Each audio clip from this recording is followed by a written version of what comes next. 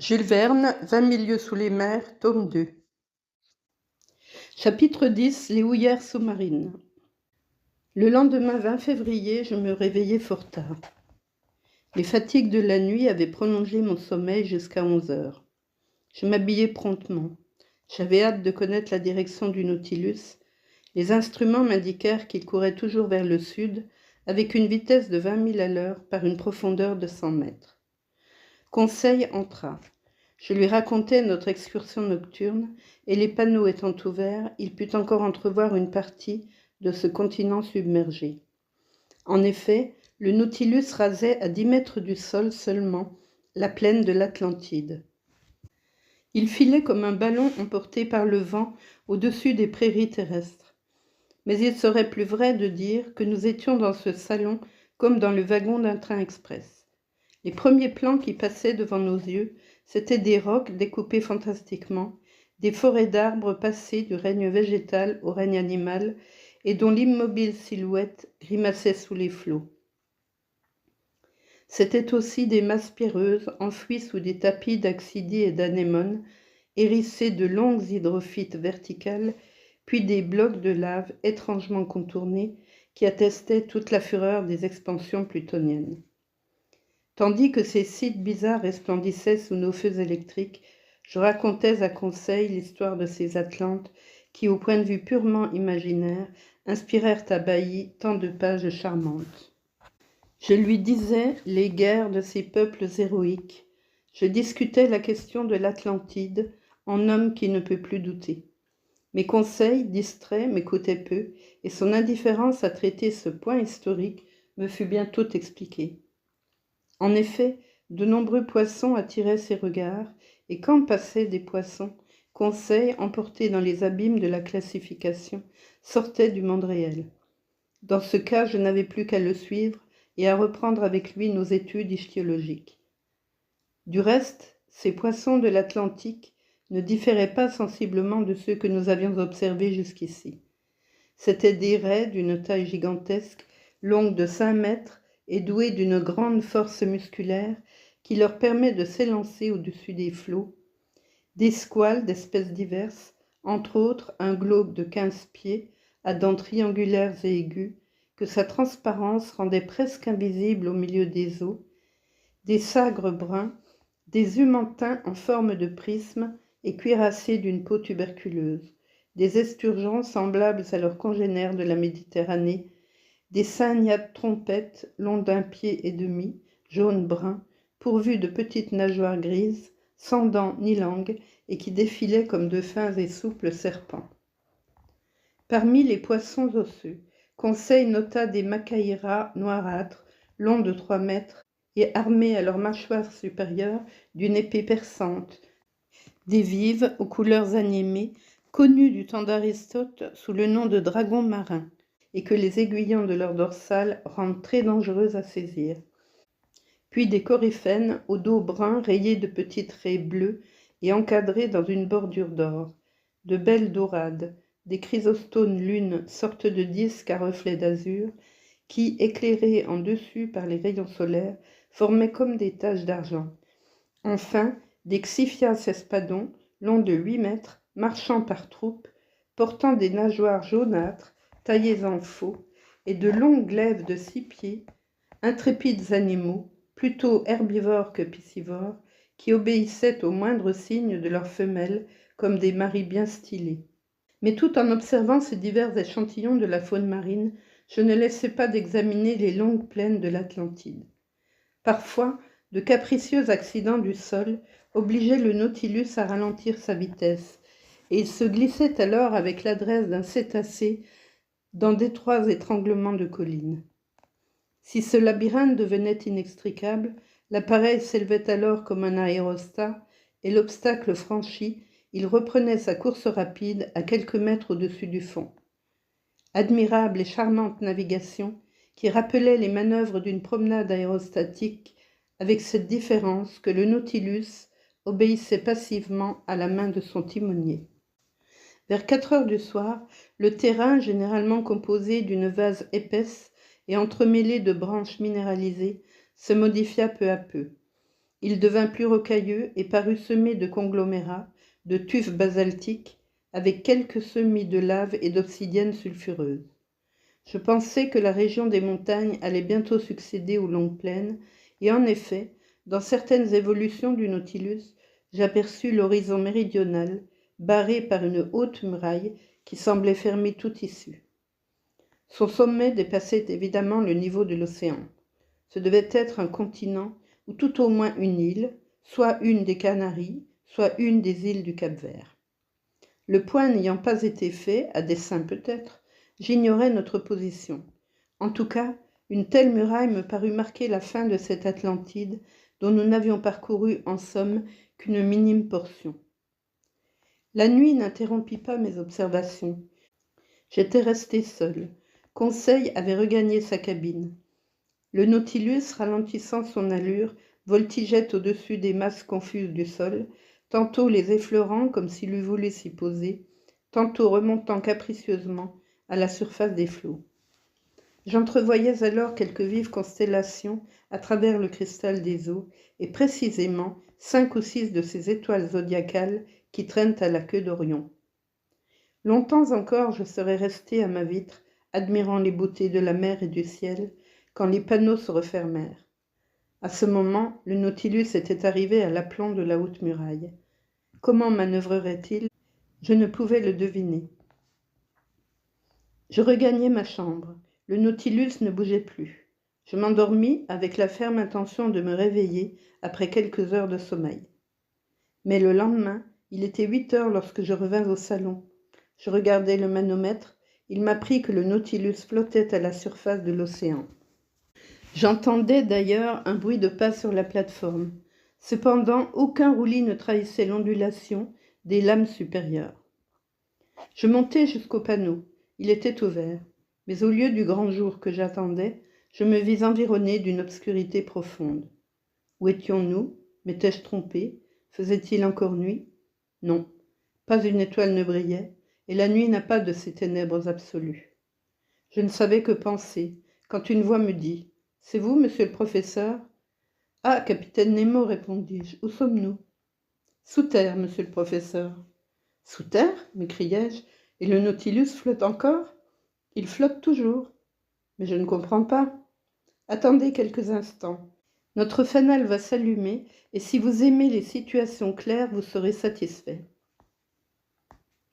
Je mis le pied sur la plateforme et j'attendis. L'obscurité était si complète que je n'apercevais même pas le capitaine Nemo.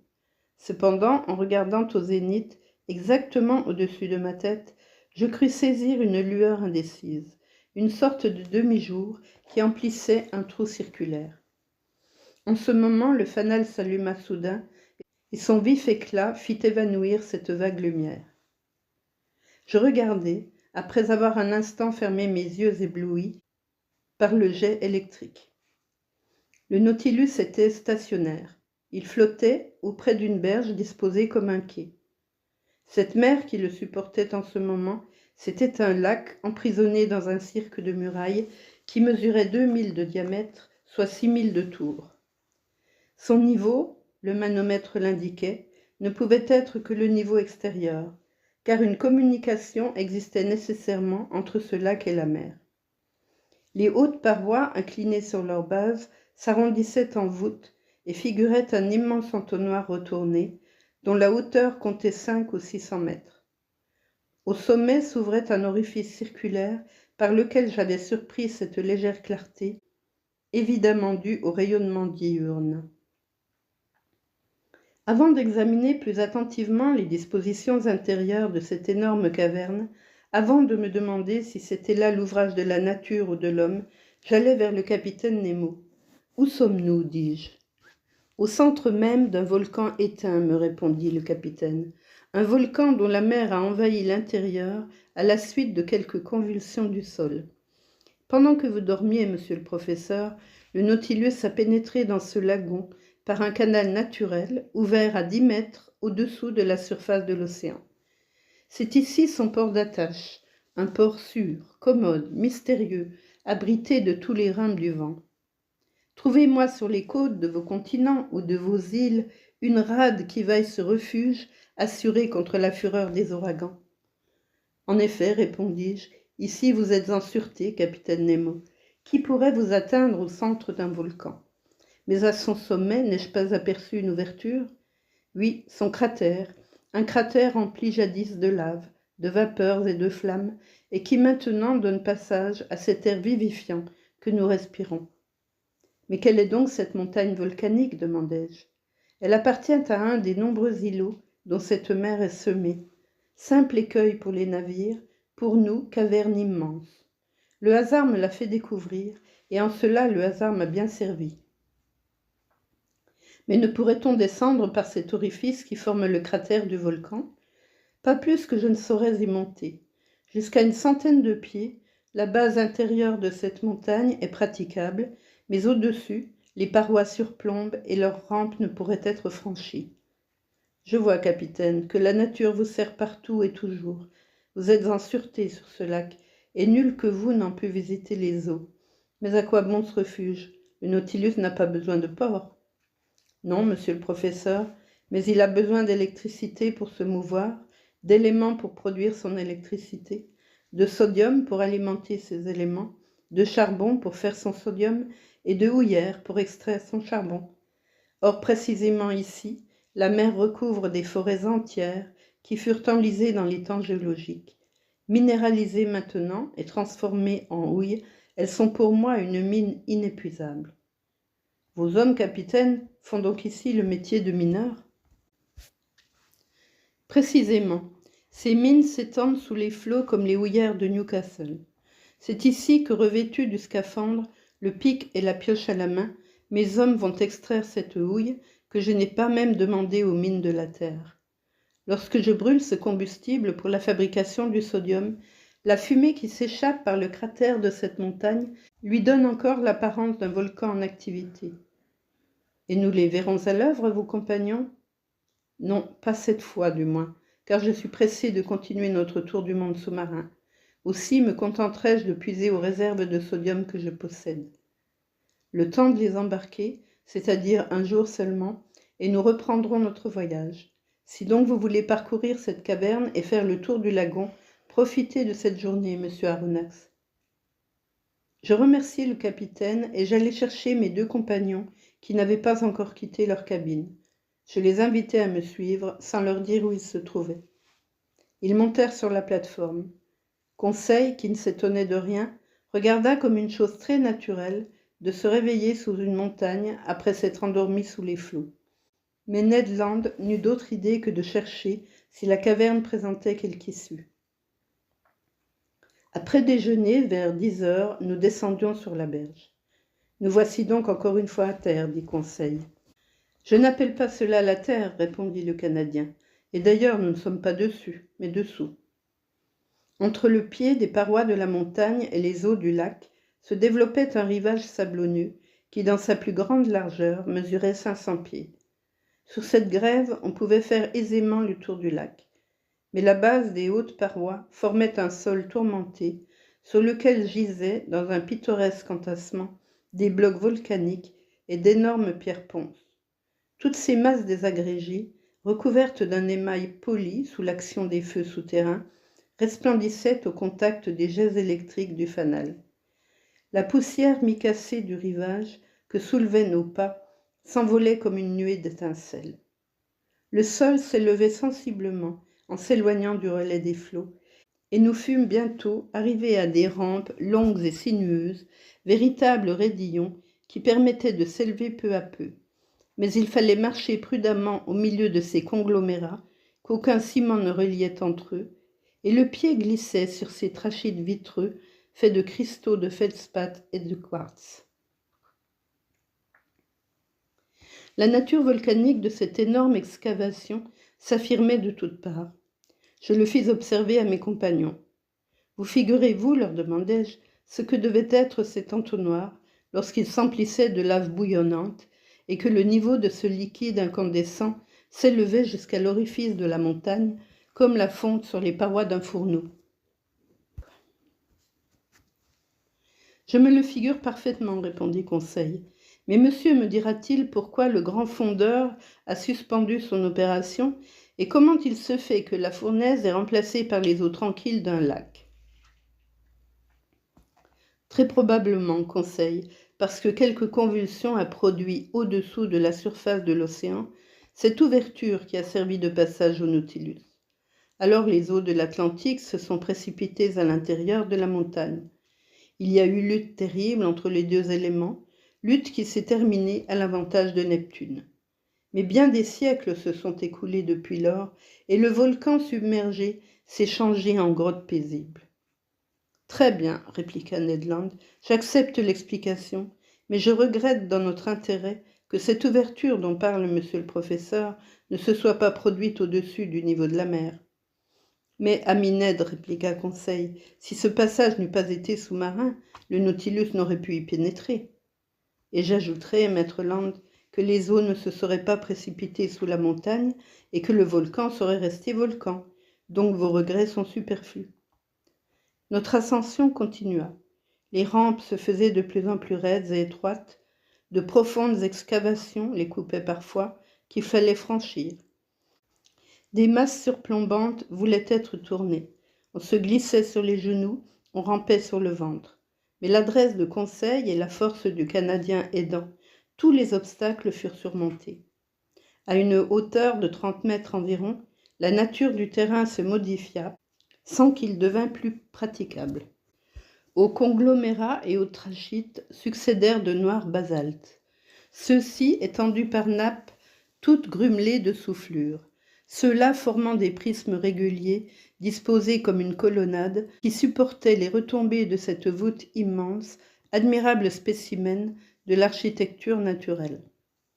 Puis, entre ces basaltes, serpentaient de longues coulées de lave refroidie, incrustées de raies bitumeuses, et par places s'étendaient de larges tapis de soufre. Un jour plus puissant, entrant par le cratère supérieur, inondait d'une vague clarté toutes ces déjections volcaniques à jamais ensevelies au sein de la montagne éteinte. Cependant, notre marche ascensionnelle fut bientôt arrêtée, à une hauteur de 250 pieds environ, par d'infranchissables obstacles. La voussure intérieure revenait en surplomb et la montée dut se changer en promenade circulaire. À ce dernier plan, le règne végétal commençait à lutter avec le règne minéral. Quelques arbustes et même certains arbres sortaient des anfractuosités de la paroi. Je reconnus des euphorbes qui laissaient couler leur suc caustique. Des héliotropes, très inhabiles à justifier leur nom, puisque les rayons solaires n'arrivaient jamais jusqu'à eux, penchaient tristement leurs grappes de fleurs, aux couleurs et aux parfums à demi passés. Ça et là, quelques chrysanthèmes poussaient timidement au pied d'aloès, à longues feuilles tristes et maladifs. Mais entre les coulées de lave, j'aperçus de petites violettes, encore parfumées d'une légère odeur, et j'avoue que je les respirais avec délice. Le parfum, c'est l'âme de la fleur, et les fleurs de la mer, ces splendides hydrophytes, n'ont pas d'âme.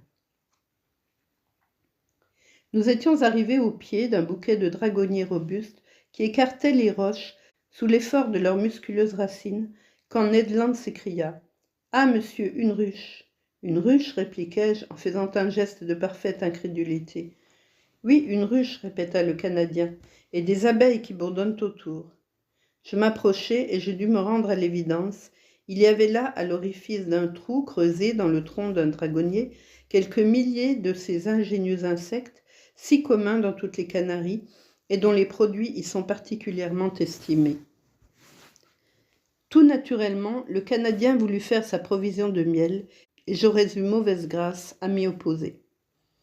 Une certaine quantité de feuilles sèches, mélangées de soufre, s'allumèrent sous l'étincelle de son briquet, et il commença à enfumer les abeilles.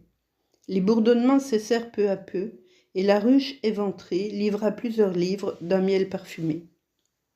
Ned Land en remplit son havresac. « Quand j'aurai mélangé ce miel avec la pâte de l'Artocarpus, nous dit-il, je serai en mesure de vous offrir un gâteau succulent. » Parbleu, fit Conseil, ce sera du pain d'épices. Va pour le pain d'épices, dis-je, mais reprenons cette intéressante promenade.